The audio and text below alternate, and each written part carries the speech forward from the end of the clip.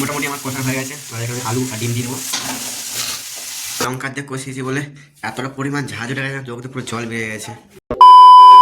Hello guys, welcome to my Minu blog. আর এখন আমি রান্না করতে বসিয়ে দিয়েছি। আমি দেখা যাচ্ছে রান্না করা বসিয়ে যাই, ভাত বসি। আর আজকে আমি রান্না করতে চলেছি ডিম। आइए देखते हैं मजा आएगा। সেদ্ধ দিয়ে দিয়েছি। আর আমি এখন এই যে আলু ছেড়ে দিয়ে দেবো ভাতে, যেহেতু আলুটা সেদ্ধ হয়ে যেত তখন। हाँ ये कर लो पहले।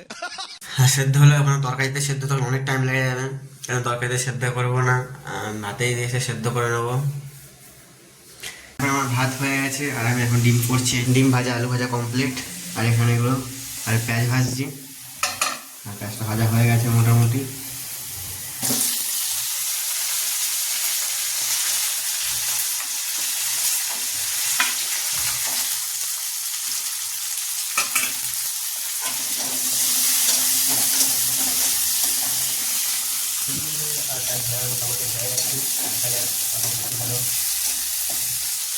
মোটামুটি আমার কষা হয়ে গেছে।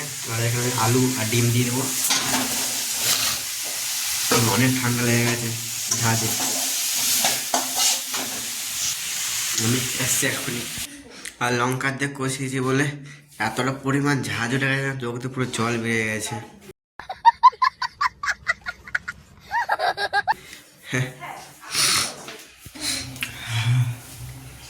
জল দিয়ে দিয়েছি। এই আমার ডিম রান্না কমপ্লিট। আর পুরো মারাত্মক সেন্ট উঠেছে, খুব সুন্দর সেন্ট। আশা করি খুব সুন্দরই হবে আর খুব টেস্টি হবে, যেহেতু আমি ডিমটা একটু মোটামুটি ভালো পারি করতে। আর ভাত রান্না কমপ্লিট আর মুখ ধোয়া কমপ্লিট। এখন বিস্কুট খেয়ে নেবো।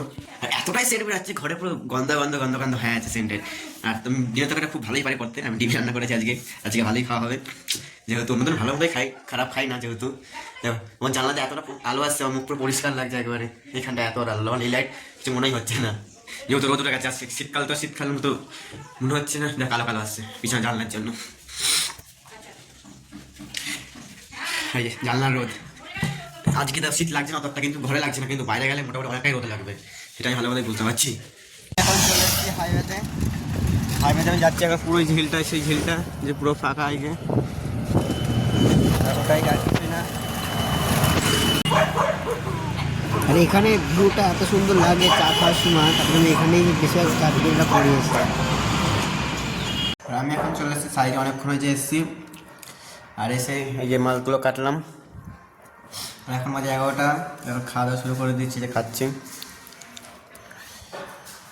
हाँ ये कर लो पहले।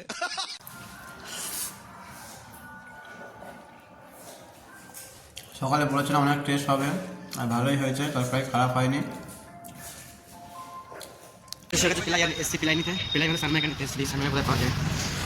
বলছি মাইকা লাগবে একটা। কি মাইকা? অফাইট কত করে পড়বে? ইনার তো হ্যাঁ, চার। ইনার তো হ্যাঁ 390 টাকা। মিঠুন বলে এই যে সামনে বিল্ডিং হচ্ছে, ওখানে নিয়ে গেছে। সে বলেছে ফোন কথা বলেছে, ছেড়ে পাবেন না, বলেছে 360 টাকা। আরও মাল নিয়ে গেছে, অনেকগুলো নিয়ে গেছে। পিলাই নিয়ে গেছে, কিনে কোম্পানিটা টাইকন নিয়ে গেছে, যা 8টা করে 7টা নিয়ে গেছে, 5-6টা। উনি আমার কাছে মাইকা নেয়নি তো। মাইকা নেয়নি, নেবে মানে কদিন পরেই নেবে। আবার তো প্লাই লাগবে ওখানে আরও, তখন নেবে, অনেকগুলোই নেবে। সে দিয়ে যাবে একটা 10টা নাও না এখন তো একটা নেবো, আমার তো এখন আর্জেন্ট লাগবে, নাহলে তুমি এখনই চলে যেতাম। কিন্তু এখন তো গাড়ি ভাড়া দিয়ে নিয়ে সম্ভব না 10টা মাইকার, কারণ প্লাই এখনো ঠিক হয়নি, লাগবে। দাদা কালকে পরশু আসবে, যে একবারে ফাইনাল করে কটা কি লাগবে একবারে নিয়ে চলে যাবে। আমি তো পাঠাইছি না, আমার পাঠিয়ে দিয়েছিলাম। হ্যাঁ আবার লাগবে তো, এখন তো কাজ তো অনেক আছে, কাজ তো একটুখানি না, এখন একটা এমার্জেন্সি লাগবে। ধরতে হবে কিন্তু আমার লোক নেই এখন। হ্যাঁ আমি আছি, ধরবো তো।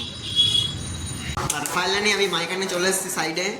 আর রাস্তা যে জানছিলাম হেঁটে গেছিলাম, সাইকেল নিয়ে যাইনি, যেহেতু অনেক বড়, আর আমার বড় সাইকেল আমি চালাতে পারবো, তার জন্য হেঁটেই গেলাম। আর হেঁটে চলেও আসলাম। আমার টাইম লাগলো 1 ঘন্টা মোটামুটি যেতে আসতে। আর এই যে মাইকা একটাই নিয়ে এসেছি করে।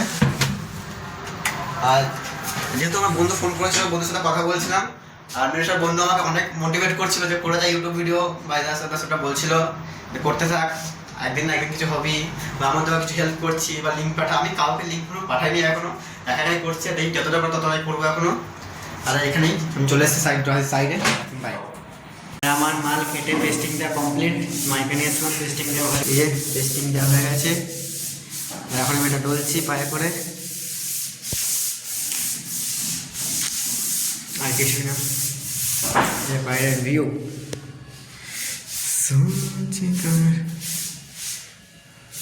আর ছাদে এসেছিলাম রোদ পথে, আর রোদ পোয়ানি হয়ে গেছে, আর এখন আমরা যাচ্ছি নিচে রেস্ট নিয়ে।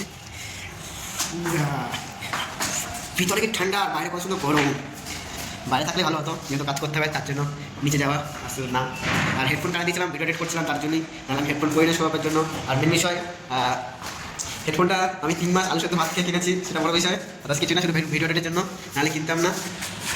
আর এখন সন্ধ্যা হয়ে গেছে, এখন বাজে হলো 5:30 বাজে। আর আজকে মিস্ত্রি চা খেতে যায়নি, জানি না কেন, যাই হোক। আর আমি কাজ করছি এখন, ডয়ার পেস্টিং করছি।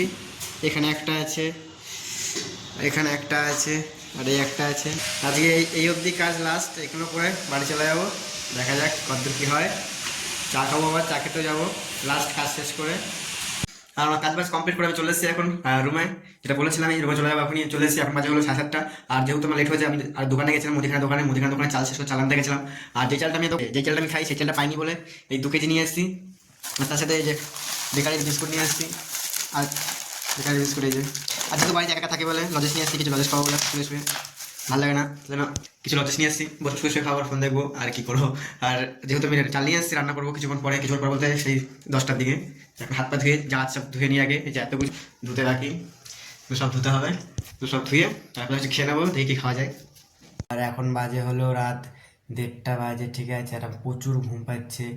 আমার খাওয়া দাওয়া সব কমপ্লিট, আলু সেদ্ধ ভাত করেছিলাম, ডিম সেদ্ধ দিয়েছিলাম, আর কিছু করিনি। আর ভিডিও এডিট করতে করতে এত রাত হয়ে গেছে, খেয়াল বুঝতে পারিনি। আর আমার খাওয়া দাওয়া সব কমপ্লিট, এখন আমি শুতে যাবো। সবাইকে গুড নাইট। আর এই ভিডিওটা এখানেই শেষ, বাই।